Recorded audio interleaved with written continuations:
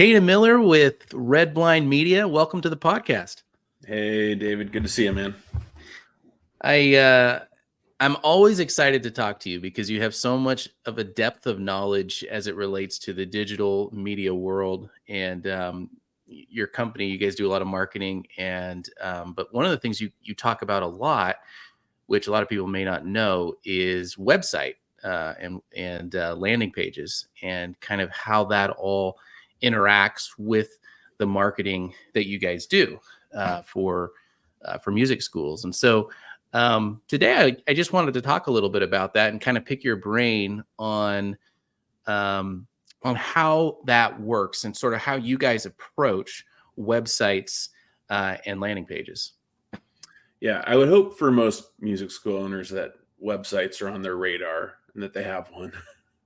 Yeah. But what a lot of music school owners may not even realize or think about, or this isn't really part of their process. If you're running ads and you're sending that traffic just to your homepage on your website, that's probably not the most effective way to convert that traffic and turn that into leads. And so when we talk about this idea of developing dedicated landing pages for our paid media traffic, these are dedicated pages that you build on your website or on another platform. They don't have to be on your website, but they're dedicated pages that we send our ad traffic to, that are really designed specifically to convert that visitor into a lead for you. And there's best practices involved. I mean, we'll get into it. There's a lot that goes into producing landing pages that are specifically designed to convert well. Well, and when it comes to websites, I feel like it's one of those things where some people can get very, it can be kind of I don't know if ego is the right word, but like sometimes it's like, this is my brand, this is my reputation. I want it to look, just so, and have these certain elements to it because it's kind of my reputation, right?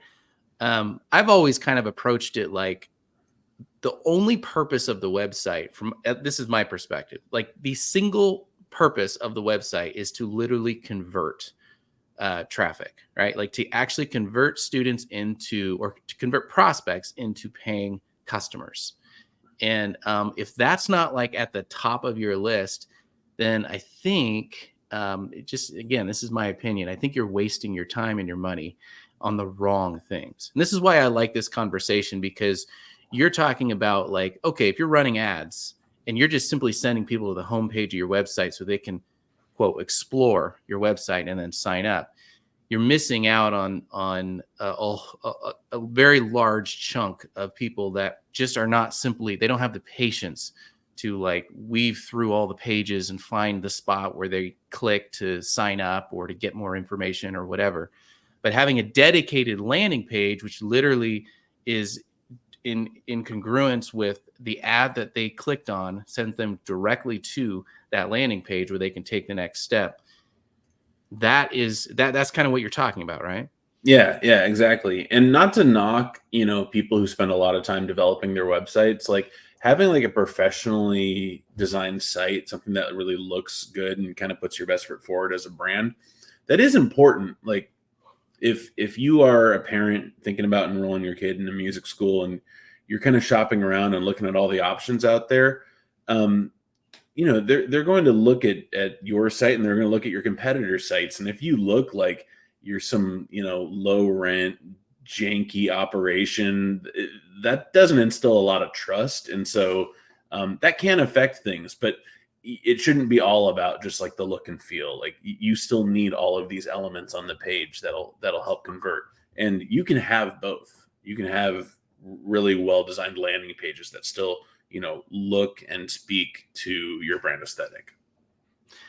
Absolutely. I mean, there's a balance, right? There's a balance to having a nice looking website, or a nice enough looking website, but also making the focus on conversion, the focus on the call to action, and like how do you get people to take the next step in saying yes to your product. So, Okay, so where do you want to where do you want to start? How are we going to guide this discussion? So I think before we kind of get into the meat of what goes into high converting landing pages, just talking about like how a typical music school owner would go about and like building one of these and executing one of these. It kind of goes back to what we're talking about. You can build these pages on your website if you have a platform that supports this kind of stuff. But if not, you can also stand up landing pages on a whole separate platform. It's almost like you're operating two websites. You've got your primary site and then you've got your landing pages.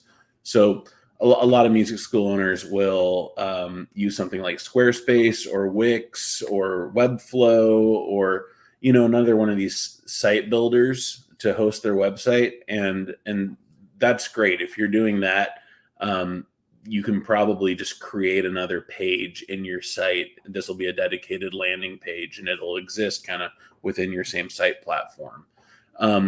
If you're using like either a more restrictive site builder or, you don't really control your website, maybe it's like a WordPress site that you've got, someone else kind of managing and running, case by case basis. Sometimes that'll work, sometimes that won't. I would say for most music school owners, if you're going to go off on your own and develop your own landing pages, start and see if your current site platform can accommodate that. If not, Wix and Squarespace are probably your best bet to adopt some of these best practices that we're going to talk about and get something up that's going to look good and that you'll be able to manage and edit and that will let you work quickly.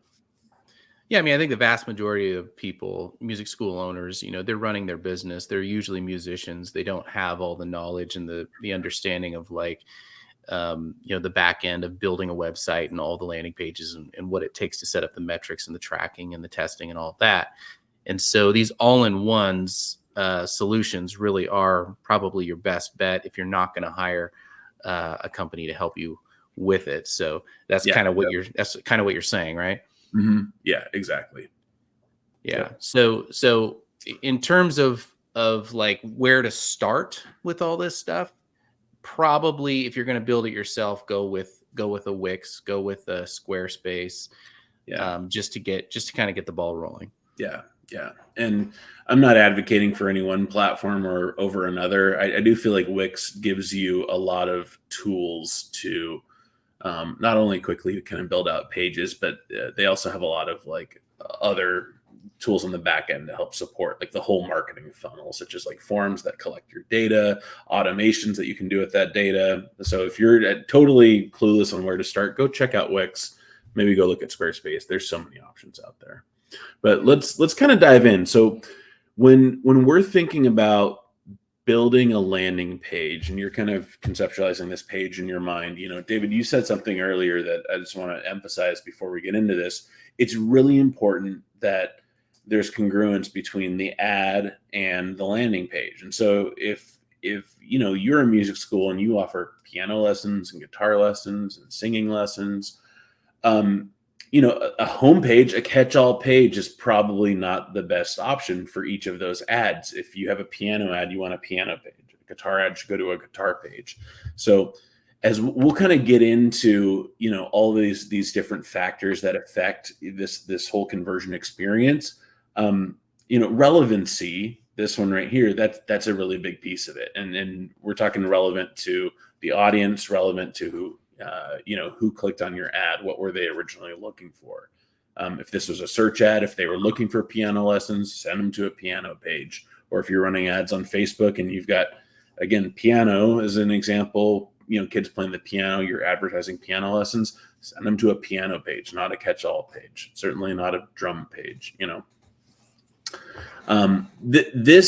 What we're looking at right here is just kind of a framework to get ourselves in the mindset of thinking about when we're putting together a page. There's so many factors that influence whether someone will take that next step to reach out to you, whether that is a phone call or filling out a form, or if you're using a platform like Opus One, then just enrolling themselves and completing that booking process. So all of these conversion factors really need to be considered when we're talking about building our page front to back. Wow. Yeah, Yeah, and that's a and lot. that's a lot, and we'll touch on how each of the components on the landing page kind of affect all of these conversion factors. So I guess, starting from the top, when we're building out our landing page, what I'm going to do now is I'm going to run you through all the major factors that you need to kind of consider when putting together a page, and at the end I'll kind of show you like a wireframe of like a typical page that works well, and we'll go through some examples. But chopping this up now and kind of looking at all of this piece by piece, the hero is what we call that very first section of the page that people land on. It's the first thing you see when you open up the page. And you really want to consider this as almost like an executive summary. And what's important with the hero is that any visitor that lands on the page, they should be able to understand what this page is about without scrolling. Like Mm. you need to have a very kind of clear and concise, explanation of what's going on this page, so that even before people scroll, this is meant to inform them that they have landed on the right spot. So if we're talking about piano lessons, don't try and get cute with it. Just be very, very blunt and say, yes, we offer piano lessons in XYZ city that you're operating in. And that would be a good start. So making it clear what you offer. And so in other words, like you said, not being cute, not trying to get all creative, not get all artsy, but just be very direct. Mhm.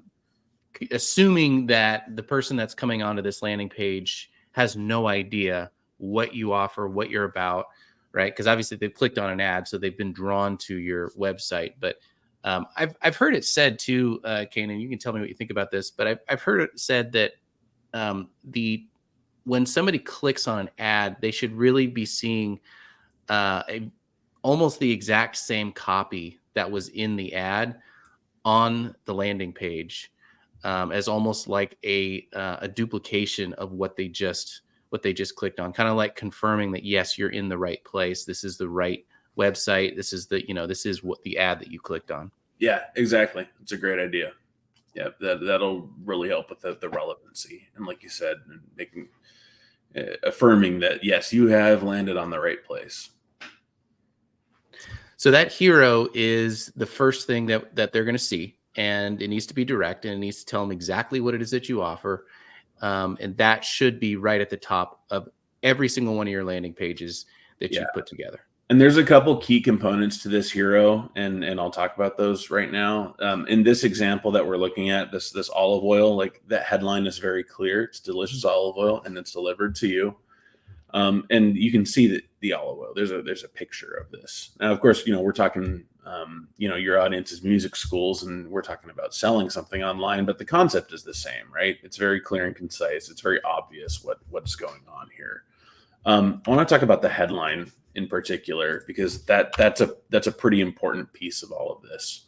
Um, who knew my slides would just crap out? There we go. You can see behind the curtain here. These are Google Slides. This is a quote that I really enjoy. Ogilvy is old school Mad Men style advertiser, but that wisdom rings true today. Your headline is one of the most important pieces. Like people don't read. Like we live in such a visual medium. Like they skim. They basically will kind of half read a headline. Any body copy. There are some people that read that, but it's people will basically skim through your content. And so that first headline is the most important piece of the of the puzzle here. And this is your chance to make a first impression. So be direct, be specific. Again, like it has to explain what is what your page is about without you going any further. And when you're thinking about writing the headlines, sell the benefits, not necessarily features. So what this means for music schools is like, obviously you have music lessons, but what you're going to get out of this is music education. And when we say kind of use a formula here, like don't try and reinvent the wheel. Like you can be very boring with this. boring is better when it comes to headlines. Just I be love that. yeah. Yep, boring is better. I like to say, sell the result. Yeah, that's a great way to put I it. like that. I mean, because our big thing is happy kids, right? We're the happiest music school, so we're Mhm. selling the result. The result is their kids are happy and they've got it, like you said, an education, a musical education. Yeah, But I love that. Sell the benefits, sell the result, and then yeah, boring is better, boring is better. especially if it works. Especially Yeah. if it works. One of the things that I teach is creating a vault of marketing assets. And so if you have an ad or a headline or copy that has produced well in the past, maybe it's seasonal, maybe it's a summer sale, maybe it's a Christmas sale or whatever, put it away in your vault. Because what a lot of times what we do as entrepreneurs is it's like we're so like hardwired to keep creating new stuff that even if we have an ad that works, we as soon as the ad's done running, we throw it away and we try to create something that's better. But if it worked and it produced results, then put it away in your vault, and then when the time comes back around again, pull it out of the vault and just use it again. Don't try to get creative. Don't try to change it because it worked, and Yeah, it can reliably work again. we're still running some ads for some of our clients that we've had up for 2 or 3 years because it performs and it works and there's no reason to change it. And we'll test new stuff against it all the time. But like once you find some winners, like you can run with it for a long time. Yeah. Gosh, man, hold on. I'm gonna refresh my browser here. Well, it's such an like it's just so instructive. This is like, marketing 101, but it's the part that oftentimes gets overlooked is I love that boring is better because again, as entrepreneurs, it's almost like we're addicted to creating.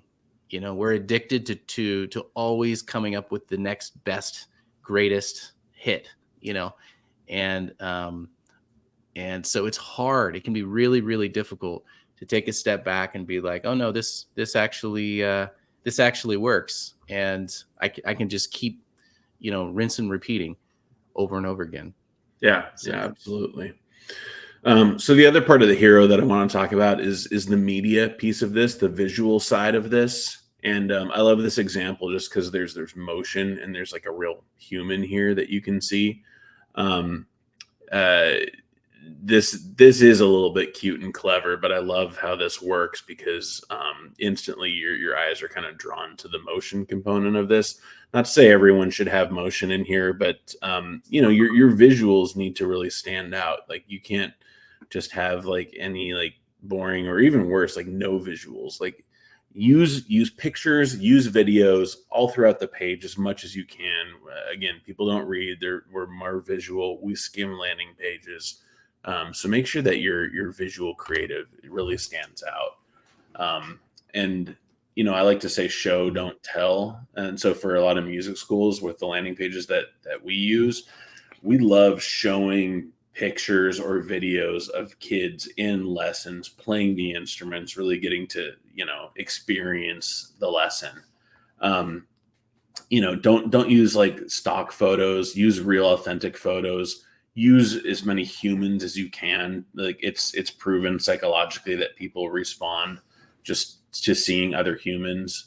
um and then the last thing I'll touch on, like this is something that we see a lot when we are bringing on a new client or working with them, is like you've been to websites before where the homepage in the hero section, it's like a carousel with like slides that every 5 seconds kind of rotate through and show another slide. Like that's just a terrible experience because most people aren't going to just sit there and like want to watch all of your slides. Like they're going to start mm, scrolling down. And so don't try and do carousels for, especially in the hero section. um people are going to go vertically, and so if you have all of this content that you want to show people, like put it on the page. People are going to go down and start reading. Don't make them swipe through something to see all that stuff. so just to clarify what you just said, that's really interesting to me. So instead of having a carousel right at the top where it's like they're seeing picture after picture kind of sift through, take those pictures and just put them down, like Yeah. make it a scrolling thing, kind of like social media, right, where we scroll down and down and down forever. But you're saying that's more effective because that's actually going to get consumed better than Yeah. if they have to wait for the I feel carousel. like car dealers are like so guilty of this. Like here's like any auto dealer website just has Yeah, a carousel of just this is nonsense. No one's ever going to look at all of this stuff. yeah. So be specific, be a little bit more deliberate with what you're putting on the page. Like really kind of craft that story and make sure that they see all of it.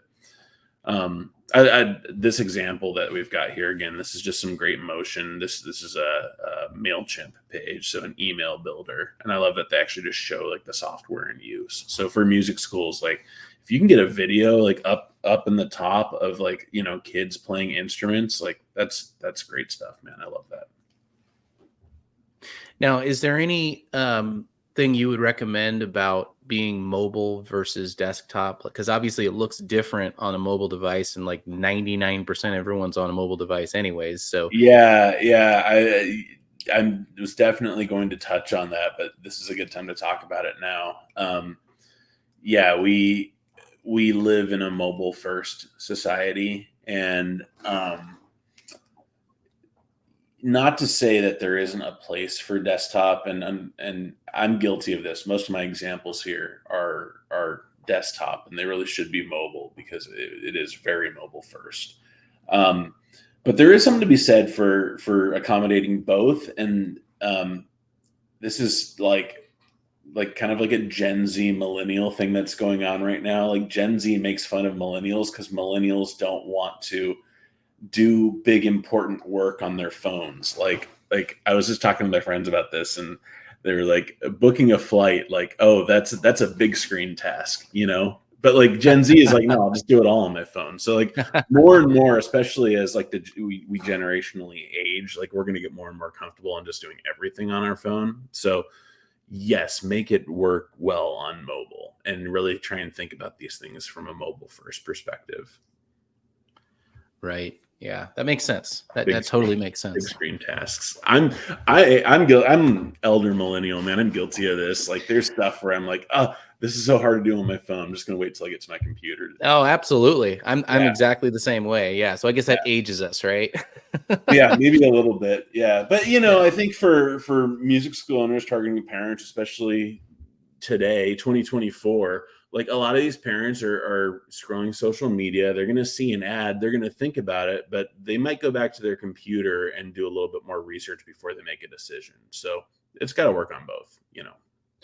Oftentimes when we get a student, they've seen not one ad, but they've seen a variety of different ads, and who knows how many different places they actually, we touched them Oh yeah, um, that's before they actually made the call. that's what keeps me up at night is like how do you track all the different attributions and touch points. That's Yeah. not what we're talking about today, but gosh, if you figure that one out, David, you'll be a rich man. I skipped ahead because we were talking about this and I wanted to show you. So, one thing that we found especially successful on mobile is this idea of a sticky action bar. So as you scroll the mobile site, this bar stays at the bottom of the screen and doesn't go away, doesn't change. Yeah. Um, Actually, I could probably show a live example of this. Yeah, here we go. So as you scroll the site, this action bar stays at the bottom of the screen. Mm. And if you're on mobile, again, you may not want to fill out like a big gnarly form, but calling or hey, millennials, we hate getting on the phone. Texting is a great way to get them to start that engagement with you. And a sticky action bar at the bottom of the screen where it's easy for that thumb to hit. We've tested this with a number of clients and industries, and like this always performs so well. Mm. So especially on mobile, try and get a sticky action bar on there. Yeah, I like that. Segueing into these call to actions here, text us, trial lessons, any of these buttons or forms on your site, we call these call to actions. And this is like a critical part of a good landing page. It needs to be super obvious what the next step is for someone who's interested. I was talking this morning to a dance studio, and I was looking through their website, and like I couldn't figure out how to sign up for a lesson. Like there was no clear call to action, and like don't make it hard for people who want to sign up with you. And so best practices for CTAs, put a lot of them on the page, keep repeating that call to action. If you saw the example I just showed you, we had buttons all the way through the page. Make them high contrast, make them stand out, use directional cues. Like it sounds silly, but like little arrows that just point to like a form or a button, like tell people where to look.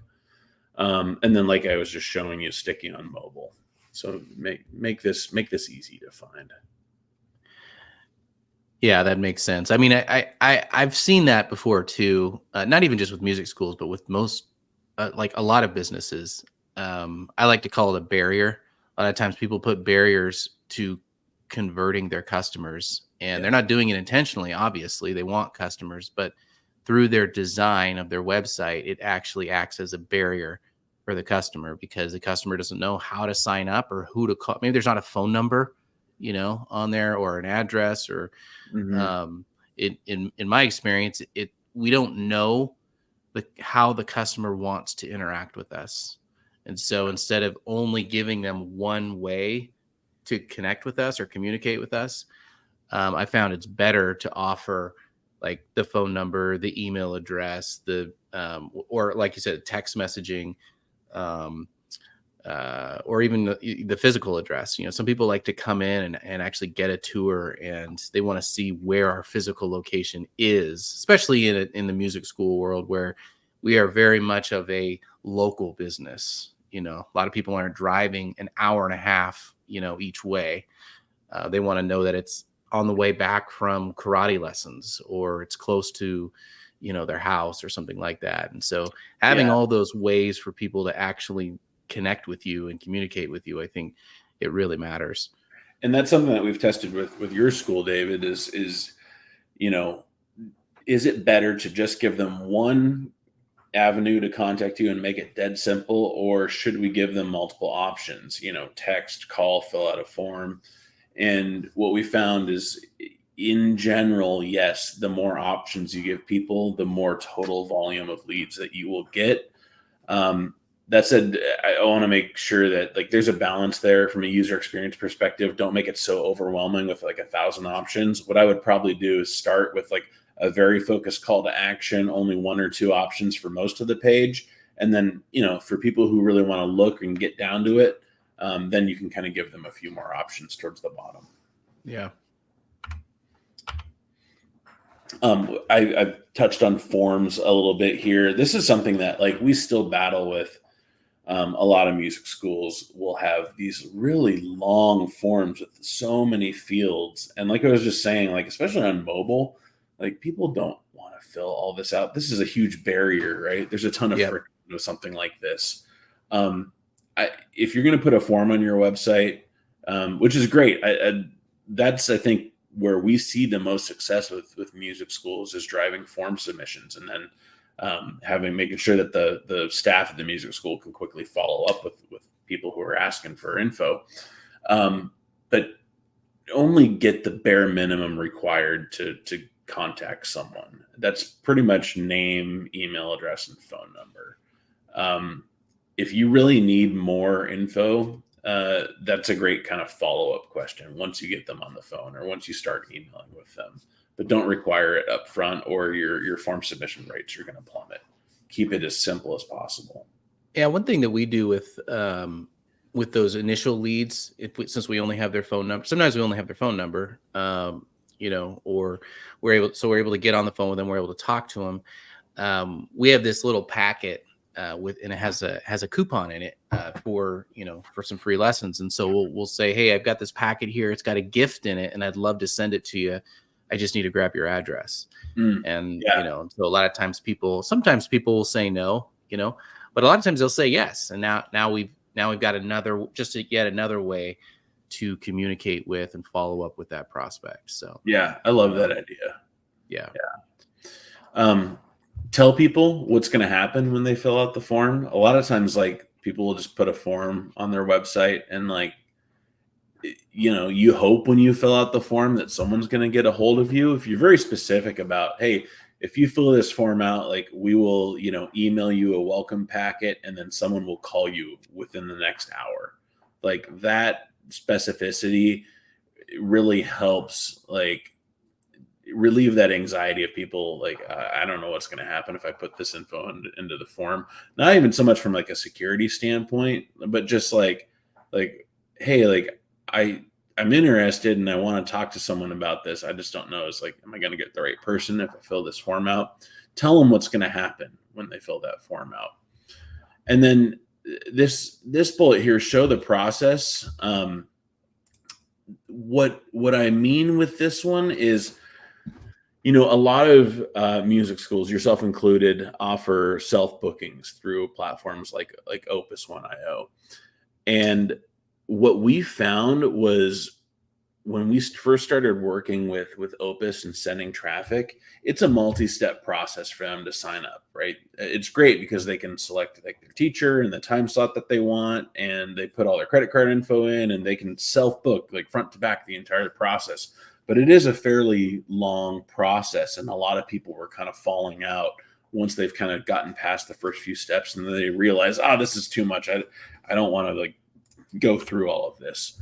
And so what we started doing with our music schools that use Opus is, we've developed this sort of like sneak peek. This is a preview of the self-booking process. This is kind of how it works. And setting those expectations up front really help kind of alleviate some of those concerns over, like, I don't know what's happening next in this process. I don't know how long this is going to take. You know, communication and just informing people of, hey, this is how you go about this process if you're going to make a self-booking. This has helped quite a lot. Well, I can see that. I mean, it's all about setting expectations. If I click a button and I think the only thing I'm going to have to do is fill out, a quick form, and then I'm done, and then all of a sudden that button takes me to a page where I got to click another button and then another button, and I don't know Mhm. how long this rabbit hole is going to go, then that's gonna be frustrating from a user experience. But if I click a button and then it tells me step 1, step 2, step 3, um, this is what you're about to do. Now my expectations are set, and so I know exactly what's coming. I think Yeah, that's brilliant. yeah, definitely. And if someone sees this on mobile, like then they might see this and say, "That's too much for me to do. I'm on my phone right now, so I'm going to use that quick action button and just text them. We'll get started that way." Instead of, if you didn't have that action bar or you didn't have this, people are gonna, maybe they just drop out and then you never hear from them again. Let's talk about offers a little bit. So offers are essential, and this is something, David, I think you do really well, and we've learned a lot from you on just how to test and run offers and emphasize a lot of the urgency around offers. um, you can run a music school and you can just have your landing page and you can invite people to contact you and sign up for lessons, and you'll get plenty of signups, no doubt. But if you have a enticing offer on the table, um, that's really gonna help push a lot of people over the edge, because they feel like this is something that they have to take advantage of, especially if you're putting some urgency behind it. And offers can be anything. I mean, we've tried and tested a few different offers, whether that's like a free gift when you sign up or a discounted trial lesson. The one that we're running now and that we've seen a lot of success with is, your first 2 lessons free when you sign up for a full month. And the way that we've put this on your page here, we've got this little bit of urgency. The offer expires at the end of the month. You have to claim this offer now. People don't want to miss out on a good deal. So that urgency there is key. Yeah, I 100% am in favor of offers, and the more aggressive the offer can be, the better. What's interesting about offers, though, I will say, and we talked about this a lot over the last few years, is that the value of the offer doesn't always it's not always in alignment with the results that you get, right? So like you could offer and we tried this. We had an offer that was actually worth more dollar wise than the 2 free lessons. We were throwing in like registration, book bag, merch, all this kind of stuff, book credits, just to entice the student to sign up or the prospect to sign up. But then when we threw this offer, 2 free lessons against it, it actually outperformed, even though the value of the offer was less. There was just Yeah. something about getting those first 2 lessons for free that was more compelling to the prospect. So I'm always fascinated by, those types of things, because it isn't always necessarily giving away more money that'll entice more customers. Yeah. One thing that we haven't really touched on yet is this idea of like some sort of guarantee. Some people might be scared to commit to something if they're worried about, hey, this might not be a good fit for me. So if it's possible, give them a way to back out. Most of them won't need to, but just knowing that it's there as a parachute cord, if they're feeling like this isn't the right fit for them, you're going to get a lot more people in the door that way. Yeah, everybody likes a back door. Yeah. If you can spell that out and make it clear for them, then yeah, it emboldens them to pull the trigger. Yeah. I feel like this should be obvious in 2024, but you've got to have trust factors on your website. The biggest ones that you can put on there are any kind of social proof, reviews, testimonials. It's not pictured here, but this can also include like accolades, awards that you have won, mentions in the press. David, you do a really good job with this, highlighting all the television appearances that your school has appeared in. But more is better. People want to feel like they're making a decision that is supported by their peers, and that other peers have kind of already taken that first step, that they're not going to be the guinea pig here. This is something that's a very well-developed system, and they feel confident participating in it. Kind of goes back to like what I was talking about with like professional web design. Like if your website's not polished, people don't want to reach out to you. If they feel like you're new in town, or you don't have like your system dialed, and that you're not like a super legitimate business that works with hundreds of families every year, they might be a little more gun shy into signing up. And so not just this type of content, but if you can be specific about how many families that you work with every year, or like how many kids that you give piano lessons to, if it's an impressive number, put that on there. People love just feeling supported in their decisions. Yeah, it's true. There's something about the herd mentality that we all kind of fall into. It's like the busy restaurant, right? I don't want to go to a dead restaurant. Right? I want to go to a busy one. I don't mind waiting, because that means that the food must be really good if everyone else is there, Yeah, exactly. Yeah. They see the demand. Yeah.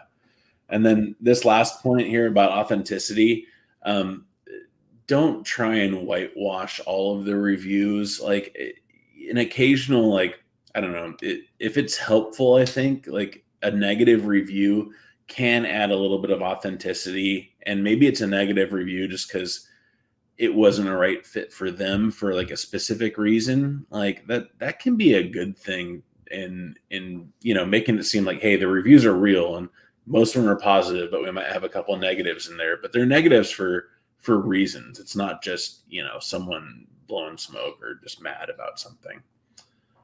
So I know there's always temptation to screen the reviews and only show the positive ones, but if you can be a 4-star review that says, hey, it's great for this and this, but there's this little thing here, that's okay to show. And if you can show that like you've had this like discourse with this person and that you responded to the review, I mean, this gets a little bit outside of the landing pages and more about just reputation management, but that discourse that like, hey, if we get negative feedback, like we value that and we want to try and improve ourselves based off of that, like that kind of authenticity.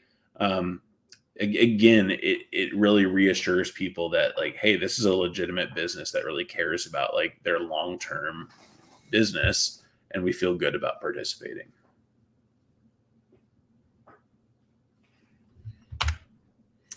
I want to talk about A/B testing just really quickly. So, actually, hold on. One quick segue before we get into A/B testing. I just wanted to share this too.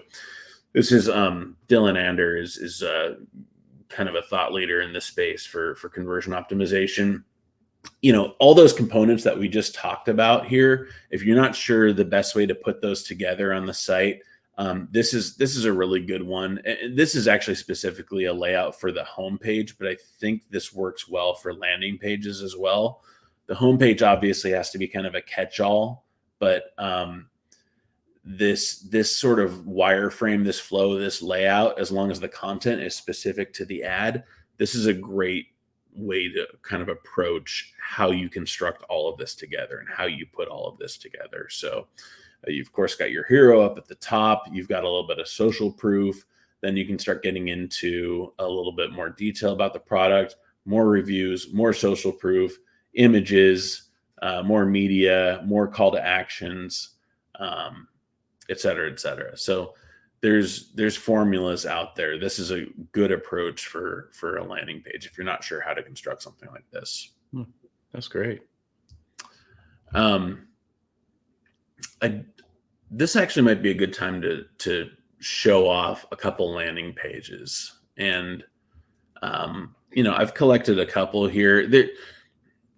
There's so many landing pages out there that we can look through, but I just want to highlight a couple that I thought do a few things well, and I'll kind of point out, like, when we look at landing pages, what are the things that we're evaluating. So Lomi, this is actually a pretty cool, unique product. They allow you to kind of do composting at home in your kitchen with all your food scraps, and it makes like compost dirt really quickly. This is a neat headline that I think sells the benefit. You need a cleanup assistant. It's got good media. It shows the family kind of engaging with it. This little bit really helps emphasize what this is. These are great benefits. And then you've got an offer right here. It kind of gets down into the product. There's a ton of media here. You can see all sorts of different videos and images about how this thing works. You've got all this social proof right here. You've got more benefits. You've got a great little comparison table. This is all. I love, like, any type of like short motion graphic videos here that just kind of show the product in use, or in the case of a music school, kids playing lessons. Reviews, social proof, testimonial, FAQs. Remember we were just talking about the herd mentality. They call out 200,000 people specifically use Lomi. This is a great number to kind of call out and show. And then you have all your reviews here. So this is one that I think really does it right. And I know, again, this is not lead gen for music schools. They are selling a product here, but this is a great one. I really like this one. I'll just do one more. This is another one, Jelly Bee. This is a supplement, turmeric and ginger gummies. A little bit of a different, product, but in this case, like, there's not like a headline that necessarily sells the benefit. The benefits are all right here.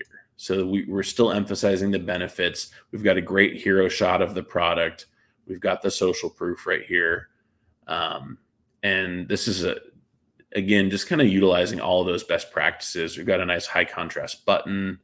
We've got FAQs. We've got a good comparison table. Lots of good imagery that explains how this works. Lots of good supplemental information.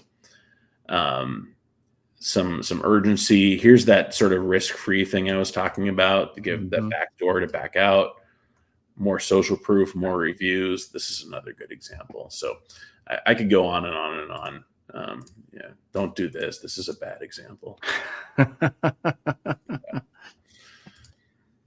Oh, that's great. Wow. Yeah, and you're right. I mean, I think what's helpful and instructive is when you have. I love that wireframe that you pulled up, so we could actually see sort of the back end, kind of like the skeleton of what these all, because you can put different brand colors, logos, different product names, whatever it is, but as long as they're following kind of that basic wireframe concept, then you should drive more conversions. And I think for music schools, the big thing is, and I've always been a big proponent of this, like lots of graphics, lots of photos of kids. And we've done a lot of different photo sessions over the years with I I've made the mistake of hiring a photographer and just telling him to get photos of kids, and we would have the students show up, and I would just let the photographer do it. But I realized that if I just left it to the photographer to get the photos, then I wasn't getting the photos that I really wanted. And so I actually, at one point, I sat in on the session, and I actually told the photographer, okay, I actually want this kid to jump up in the air and like with a big smile on her face, and he's like, oh, that's a great idea. So we like staged all these, the kids jumping up and down. And then we staged everything, right? But I was able to get the photos that I wanted. And so sometimes you kind of have to handhold a little bit. Even photographers won't know necessarily exactly what you want unless you give them those explicit instructions. But like photos are huge. I think it's everything, because parents want to see happy kids. They want to see their kids that are happy. I always like the idea of selling the result. I think that really does speak to it. Yeah. Or like in your case, like you're saying, selling the benefits, 100%. Like, what are the benefits to going to your music school? What are they? Right? Like, are they on your landing page? Are they on your website? Have you itemized those? And do parents know very clearly after they've hit your landing page what those benefits actually are? Yeah, exactly. Yeah, you bring up some good points.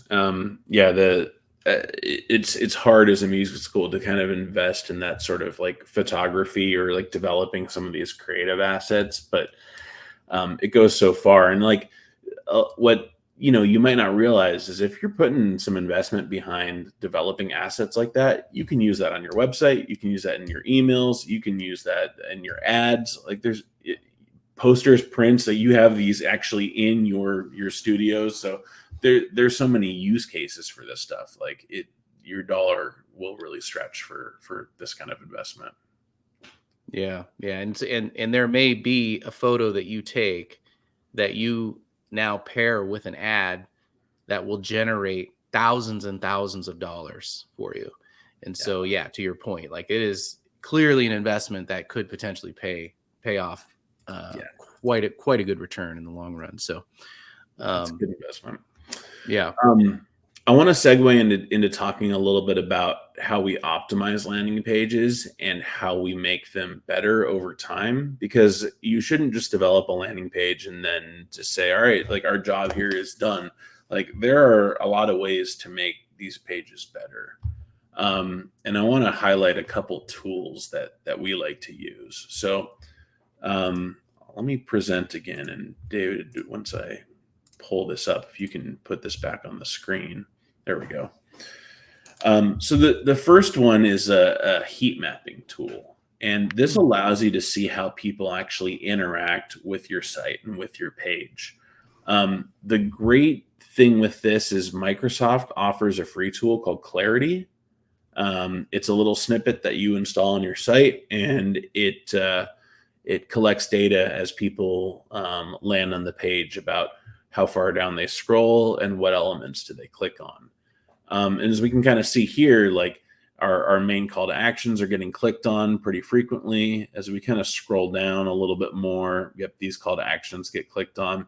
This is an interesting one. There's been a few clicks on like this image in particular. Right now, this isn't a link. Maybe we should make this a link into the booking engine. So you can use this tool to validate, hey, are the elements that we want people to click on, are they getting clicked on? Or vice versa, are they clicking on stuff that maybe we don't want them to be clicking on? Or if they are, maybe we should make that a link. And so you can kind of use this to inform like, oh yeah, this is, we thought a lot of people would be interested in this, but they're maybe not. So we should scrap that content. And this is pretty common as you kind of scroll down and get farther down the page. Not as many people will interact because some people don't make it that far down the page. So this tool, in addition to the click maps, they also have scroll maps. So this will show how far people scroll on the page. You can kind of see as we get down here, all right, here's the 50% mark. Half the people get this far. And so what this kind of tells us is like, okay, we might have some content sort of below this 50% mark that we feel is more important than some of this other stuff. And so we should maybe flip flop the order of some of this.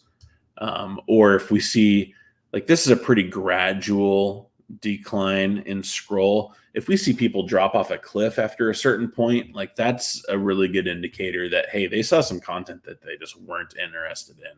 You should scrap that. So this is a free tool that you can use to start collecting data on your site, on your landing pages. And we can look at mobile as well as desktop. That's what I was gonna ask. Is that desktop or is that both mobile and desktop? Oh, it looks like it's both mobile and desktop. Look at all those clicks on my little sticky bar. I love that.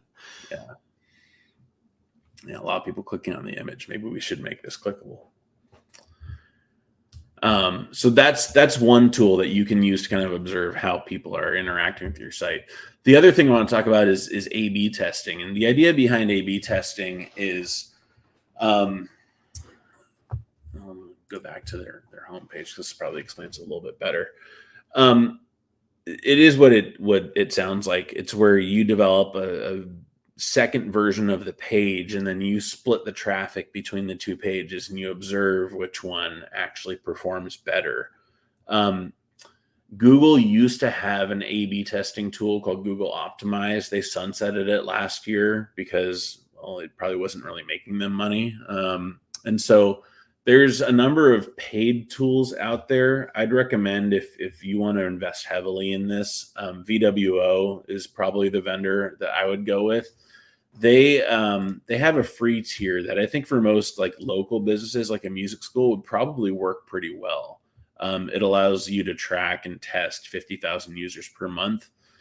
The challenge with A/B testing for music schools and a lot of local businesses is like to get significant results from an A/B test requires a lot of volume of visitors going through that test. And for local businesses versus like a national business, you just might not have that high volume of traffic going to your landing pages. And so, I would say if you're going to engage in an A/B testing strategy, start with really big swings. Test two radically different versions of a page so that you can kind of pretty quickly see which one performs better than another. I said something a second ago that I want to clarify too. When we talk about A/B testing, we want to get statistical significance.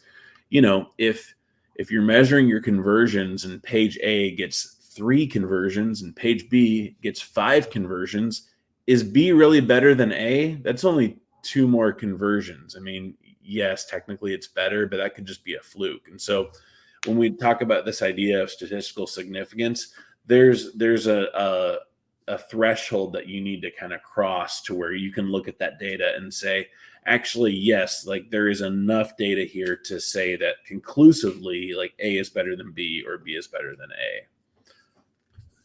Yeah, and I know we've had conversations about this too. It's you need enough data. Yeah, you really do. Yeah, if the test is small, then the result is pretty inconclusive. Yeah, it's like when they do those. We're in voting season, right? Election season right now, right? So when they do those polls, then they always say there's like a 3% margin of error on either end. So if your total is less than that, then it's like it's not even really a valuable data point that you can point to. So yeah. So I'll wrap up with this though. If you want a surefire test that is going to produce a guaranteed win, just put a dog on your page. So this is like a 10-year-old test now, but I love pulling this up as an example. So you've got a landing page. There's a pretty simple call to action: start a free trial, big red button, create your account now. Version B, we add a dog, and we got almost double the amount of form submissions. Wow. So if you're not sure what to do, just add a dog and then add a dog. Yeah. Everybody loves a black lab. Yeah, exactly. Oh, that's great. That's great. Well, this is like a master class in landing page, and we kind of dove into some marketing too today, Kana. That was really good. I always appreciate your knowledge, and there's a ton here that we can honestly, if you're listening or watching, you're probably going to want to go back and study some of the sections of this because there's a lot here and a lot that you can chew on. But Yeah, I hope that's anyway, actionable insights. Like there should be a lot of good takeaways there. absolutely, absolutely.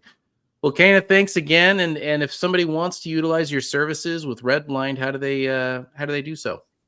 Yeah, redblindmedia.com. We work with over a dozen music schools across the country. We're always looking to expand. I think we've developed, as David, you can probably attest, a pretty foolproof method of growing music schools and increasing enrollment. Most of our schools are adding between 5 and 10 new students a month. So yeah, redblindmedia.com has all of our contact info. You can fill out the form on our site and start that conversation. Absolutely, and I 100% would recommend you guys. Have enjoyed working with you for years now, and yeah, you guys have a great system and a great team to work with. So, Kana, thank you for joining me today. Thanks, David. Yeah, it was a pleasure. Love Yeah, talking about stuff. until we chat again. All right, man. Take care.